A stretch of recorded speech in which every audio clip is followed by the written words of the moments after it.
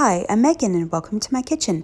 In today's What's for Dinner video, I'll be sharing with you what meals we had this past week. Now this week's meals were very different than our normal meals. We were out of town for Thanksgiving and so we ate out several times. We did quick dinners a couple different times, so I'll show you what meals that we had. But like I said, this week is a little bit unusual for us, but I have a whole playlist of What's for Dinner videos that are linked in the description box below, so feel free to check that out for other dinner ideas. But for this week, let me show you what we had. For dinner this first night, we had chili spaghetti. I'd made chili for dinner a couple nights before this and we had some left over and I wanted to use it up before we left to go out of town. I'll have that video where I shared how I make the chili in the description box below. So I just boiled up some spaghetti noodles, warmed up the chili, added the chili to the noodles and sprinkled a little shredded cheddar cheese on top, and that was our dinner this night. For dinner the next night, we went through the drive-thru at McDonald's and had that. This was a super busy day for us.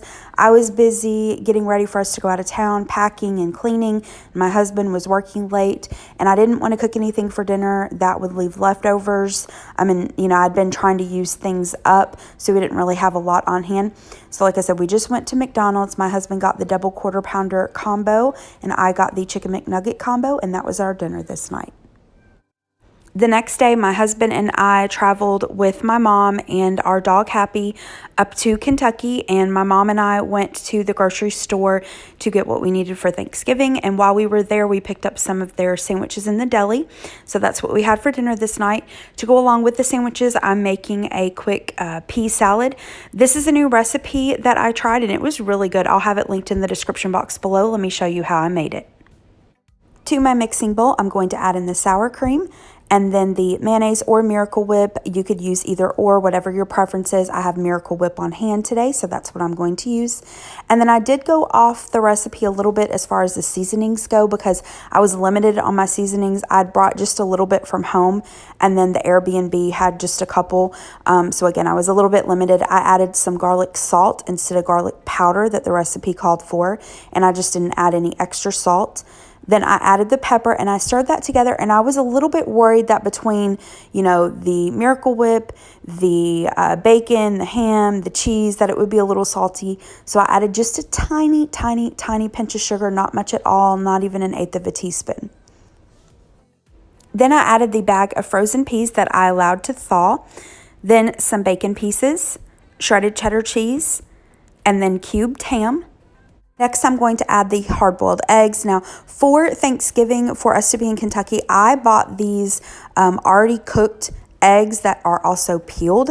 I got them at Sam's Club. I brought them with me just to make it a lot easier on myself. So I'm chopping those up, and then I'm adding in some green onions that I'm just cutting with some scissors, and that's it. I'm going to stir that until it's well combined, cover this, and place this into the refrigerator until we're ready to eat. So here's what I laid out.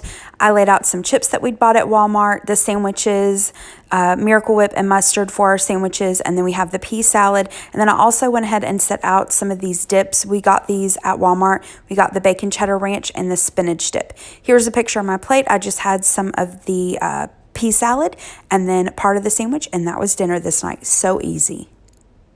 For dinner the next night, we ordered takeout from Texas Roadhouse. This was the day before Thanksgiving. My mom and I had been cooking all day long, so we took a break from cooking and ordered takeout. Here's what we got. My mom got their grilled chicken salad and a baked potato. This salad was ginormous. She probably ate a third of the salad. It was so big. I got their sirloin and a sweet potato, and then I got some grilled onions and mushrooms for my steak. We got their cactus blossom, I think they call it. It's like the bloomin' onion from Outback. I'd been craving it and wanting it so bad, but we didn't even eat half of it. It was so big. Then my husband got their sirloin and shrimp, and he got rice as the side, and then a side salad, my side salad as well. And then of course they gave us rolls and their super yummy honey butter. And that was our dinner this night. It was so good, but we had leftovers. The next day was Thanksgiving. Now I mentioned this on my grocery haul, but just in case you missed that, This Thanksgiving was different for us. So usually my husband and I host Thanksgiving at our house. My mom and dad and siblings come over, my grandfather, who is my mom's dad, and then my uncle, my mom's brother. He's kind of my grandfather's caretaker. He does a lot for him. He's a saint, and he normally drives my grandfather down. But this year, my grandfather wasn't able to make the almost 3-hour trip. So he is turning 89 in a couple months. He's got lots of serious health issues. His kidneys are failing, his heart is failing, and there's just no way that he could do that drive. So we wanted to have Thanksgiving with him. He is my last living grandparent, and it was just really important that we spend Thanksgiving with him. So we found an Airbnb much closer to him, about 30 minutes away, and it was open and had a good space for us to be able to host Thanksgiving, and the Airbnb host was phenomenal. She was great. But anyway, so Thanksgiving looked a little bit different for us, but I'm so incredibly grateful that we were able to find the Airbnb and enjoy Thanksgiving not only with my grandfather but with our family. My sister wasn't able to come this year, and we really missed her, but it was nice to be able to celebrate Thanksgiving. So let me show you what we make. Now, yes, we make a lot of food for Thanksgiving. We have leftovers for several days. We send leftovers home with people, but I like to make sure that I make everyone's favorite. So let me show you what we made. First up, I'm making 3-bean salad. I made this the day before, and we try to make as many things as we possibly can the day before. I really only make 3-bean salad for my husband. He's really the only one that eats it, but I don't mind making it all for him because it is a very special memory. His grandmother used to make it while he was growing up. Now, he has no idea how she made it, and I don't either. He's just told me 3-bean salad, so this is how I make it, and he enjoys it, so you can give this a try, and feel free to add whatever you'd like. Here's what I use to make it. So I just use a can of 3-bean salad that I drain. If you're making this for a larger group, I would use 1 can of green beans drained, 1 can of wax beans drained, and 1 can of kidney beans drained and rinsed. I also like to use Italian dressing, garlic powder normally, but in this case I just had garlic salt from the Airbnb, so I'm going to add that, no additional salt, and then pepper. And it couldn't be easier. You just add everything into a bowl, stir it, and it's done. So in this small bowl, I'm adding in the drained 3-bean salad. Then I'm adding in the Italian dressing. And really, I just eyeball this. I added maybe 1/4 cup, but you can just add as much as you would like, depending on the consistency that you want. And I also went ahead and added just about a 1/2 can of green beans that I drained. I just happened to have these on hand and needed to use them up. So I added that, and then I seasoned it to taste with some of the garlic, salt, and pepper. And that's it. Like I said, super easy. I'm going to cover this with a lid and place this into the refrigerator until we're ready for it for Thanksgiving. Next up, I'm going to go ahead and make the mashed potatoes. I like to use the Pioneer Woman's recipe for make-ahead mashed potatoes. I'll have it linked in the description box below. I don't follow her recipe exactly. I more follow her method. Now, for the potatoes, you can absolutely take russet potatoes or whatever kind of potatoes you want to use, wash them, peel them, chop them up, boil them, drain them, mash them. But to make this easy on myself for Thanksgiving, we use these steam and mashed potatoes. These are from Ore-Ida. These are a little bit difficult to find. I can find them at my local Walmart and Publix, but not everywhere has them. But if you have these near you for big family gatherings, these are a lifesaver to me because I hate peeling potatoes. I hate peeling potatoes. All you do is pop the bag in the microwave and cook it for 10 minutes. That's it. And they're already cut into chunks. You just pop it in the microwave and then add it to your bowl. So easy. So in this mixing bowl here, I have some butter, 1/2 and 1/2, and whipped cream cheese. I'm going to add those potatoes. I like to use a mixer, a hand mixer. So I whip that up and then add some salt and pepper to taste. That's it. I'm going to place that into a greased casserole dish, or in this case, an aluminum foil pan, again for Thanksgiving, just making it easier. I dot the top with butter, cover it with foil, and then place it into the refrigerator. And like I said, I like to do this the day before. And then for Thanksgiving Day, all I do is remove these from the refrigerator, remove the foil, place them into a preheated oven for 350 degrees for about 30 to 45 minutes until they're warmed through, and that's it. So easy. It's Thanksgiving Day, so I'm going to get my turkeys started. I like to make my turkey the exact same way that my dad makes his. He showed me how to make it. And I like to get everything prepped and set out so that as soon as I start touching the turkey, I have everything that I need. I'm not having to worry about cross-contaminating and touching jars and stuff like that. So we like to cook the turkey in a turkey oven bag. So I have one of those on the left-hand side, and then I've got some kitchen twine. I'll go ahead and cut off a piece of that. I like to prep the turkey in one of these disposable roaster pans. I get this at the Dollar Tree, and once I'm done prepping the turkey, I can just trash this and I don't have to worry about it.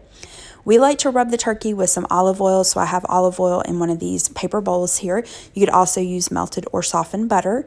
And then to season the turkey, we like to use kosher salt and pepper. I've got that in this back bowl. And then in this front bowl, we've got some poultry seasoning. And then to go inside the turkey, we like to use an onion that we quarter and an apple that we quarter. So I didn't show you, me actually doing everything. I know that kind of bothers some people, and also it was hard for me to do and film at the same time. Again, didn't want to cross-contaminate. So all I did here is rub the turkey down with oil, gave it a nice little massage. It took a spa day, but I rubbed all sides of the turkey with the oil and then seasoned it generously with the salt, pepper, and poultry seasoning. I seasoned the cavity with salt, pepper, and poultry seasoning as well. Placed the quartered onion and apple into the cavity, tied its little legs with the kitchen twine, and then tucked its wings underneath it. I placed it into the turkey oven bag, and then I placed it into the roaster, and I cooked this at 325 degrees for about 3.5 to 4 hours. Just depends on how big your turkey is. You'll want to cook it until it's at least 165 degrees internal temperature. I forgot to mention it, but you also want to make sure that you remove the giblets from the turkey before you place anything into the cavity. We don't throw it away, we save it and make giblet gravy, but just make sure that you remove that.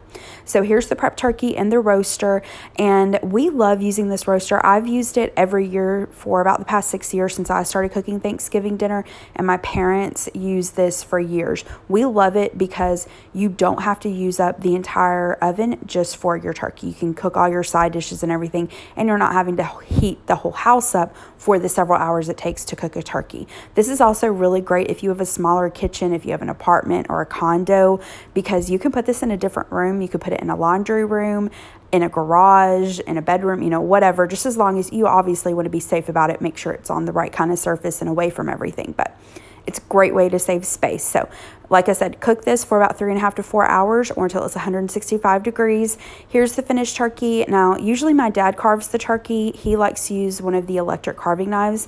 This was the first year, though, that my mom carved the turkey, and she did a really great job. And this turkey is delicious. It's so flavorful, and cooking it in that oven bag, it really keeps it juicy and moist.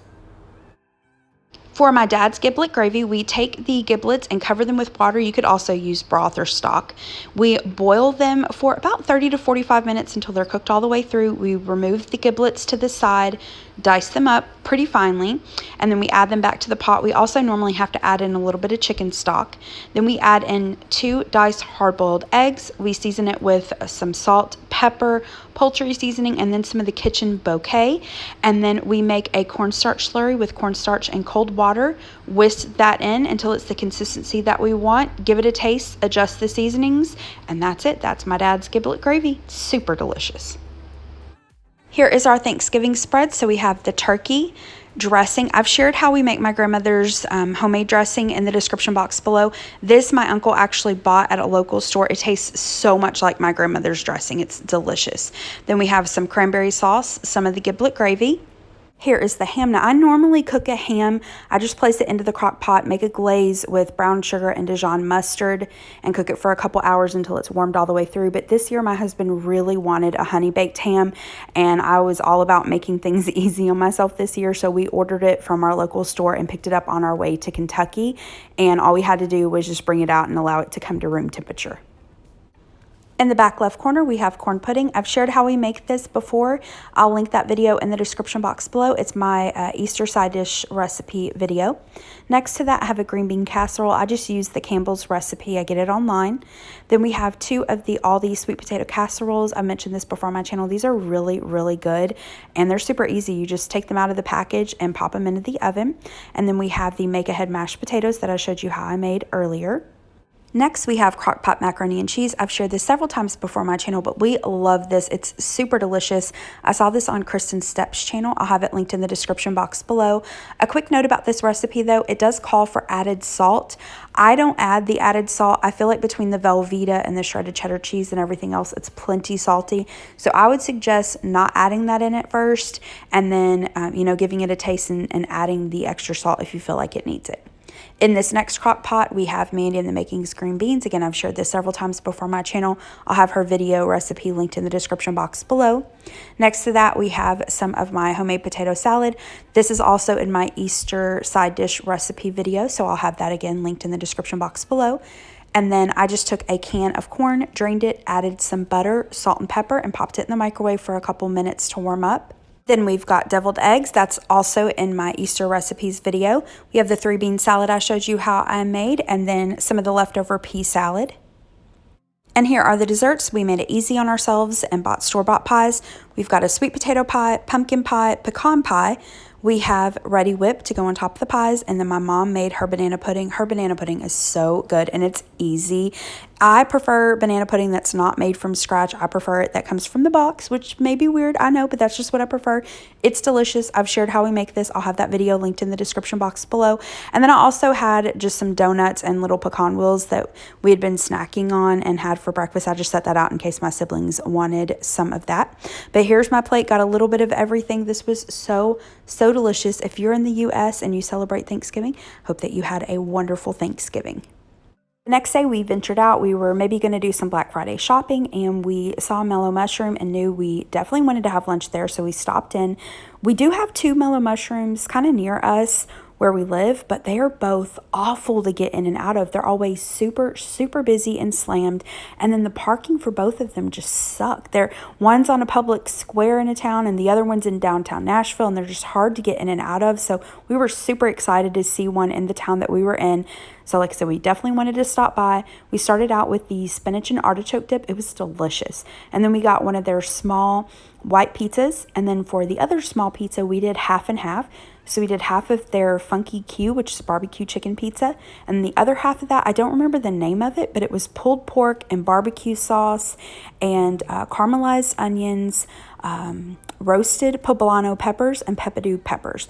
This was delicious. It was so good, and we had leftovers from Mellow Mushroom for dinner that night. For dinner the next night, we had leftovers from Thanksgiving. And that's it for this week's video. Thank you so much for watching. I hope that you liked this video. If you did, please hit the thumbs up button below and subscribe to my channel if you're not already. And I hope you have a great rest of the day. Thanks so much. Bye-bye.